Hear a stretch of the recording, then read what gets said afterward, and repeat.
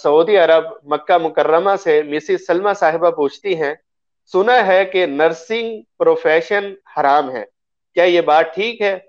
अगर जायज है तो क्या नर्स का मेल पेशेंट का ट्रीटमेंट करना कैसा है?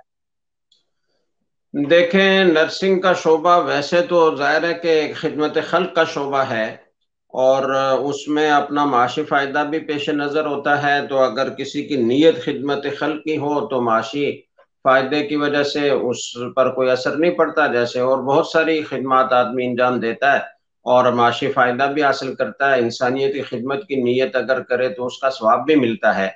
लेकिन जहाँ तक लेडीज़ के नर्सिंग बनने का और उनका अस्पतालों में मर्द और औरत दोनों की खिदमत करने का ताल्लुक है, तो हमारी शरीयत में कुछ हुदूद हैं। उन हुदूद से तजावुज़ करना जायज़ नहीं है। किसी लड़की के लिए किसी नामहरम मर्द के जिस्म को हाथ लगाना, उसको इंजेक्शन लगाना, उसको पट्टी बांधना, ख़ास तौर से इस फितने के दौर में, इसकी हमारे दीन में इजाज़त नहीं है। काश कि हमारी हुकूमतें दीन की अहमियत को समझती और दीन के अहकाम को माशरे में ज़िंदा करने का जज्बा रखती, तो वो लेडीज़ के लिए अलहदा अस्पताल बनाती और मेल्स के लिए अलहदा अस्पताल बनाती, और वहाँ फिर जो नर्सिंग का शोबा है वो मर्दों के अस्पताल में मर्दों के हवाले होता और औरतों के अस्पताल में लेडीज़ के हवाले होता। तो इस तरह की सूरत हाल पेश ना आती कि दीन के किसी हुक्म की खिलाफ वर्जी लाजिम आ रही हो।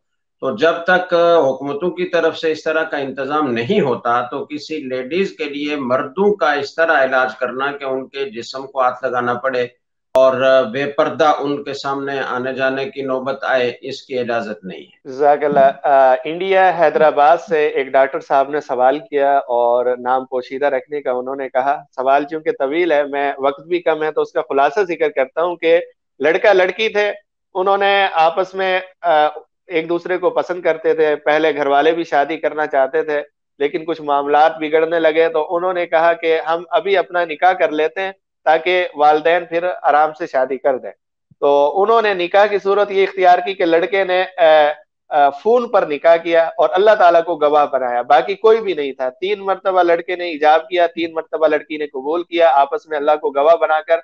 अब इसके बाद मामलात ऐसे हुए कि लड़की के वालिदैन अब शादी नहीं करना चाह रहे, तो लड़की परेशान है कि मेरा तो निकाह हो चुका है, दूसरी जगह निकाह नहीं हो सकता। अब तो इस मामले देखें, में ये शरीयत निकाह क्या नहीं फरमाती हुआ और गवाहों के बगैर निकाह का कोई एतबार नहीं है। फोन पर लड़के ने कहा और उसने कबूल किया, या लड़की ने कहा और लड़के ने कबूल किया, तो इस कबूल का शरअन कोई एतबार नहीं है। निकाह एक ऐसा मामला है कि जिसके लिए दो गवाहों का उसी मजलिस में होना जरूरी है जिस मजलिस में दूल्हा दुल्हन मौजूद है।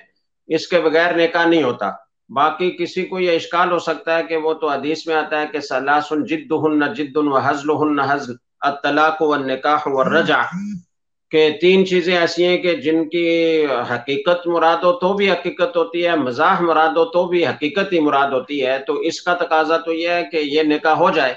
तो इसको समझ लें अच्छी तरह कि उसका ये मतलब नहीं है जो समझा जा रहा है। उसका मतलब ये है कि किसी आदमी ने बाकायदा मजलिस निकाह कायम की, गवाह मौजूद थे और उन गवाहों की मौजूदगी में इजाब व कबूल हुआ, निकाह हुआ, और बाद में ये आदमी कहता है कि मैं तो ऐसे मजाक कर रहा था, मेरा तो मकसद निकाह करना था ही नहीं। तो उसके इस बात का कोई एतबार नहीं है, ये मजाक नहीं है। ये मजाक में भी अगर कर रहा था तो हकीकत बन गई। तो हकीकत के लिए जो तकाजे लाजमी हैं वो पूरे होंगे तो वो हकीकत बनेगी, उसके बगैर वो हकीकत नहीं बनेगी। और लाजमी तकाजों में यह है कि दो गवाह मजलिस निकाह में मौजूद हो, वो यहाँ मौजूद नहीं है, लिहाजा ये निकाह नहीं हुआ। लड़की को परेशान होने की जरूरत नहीं।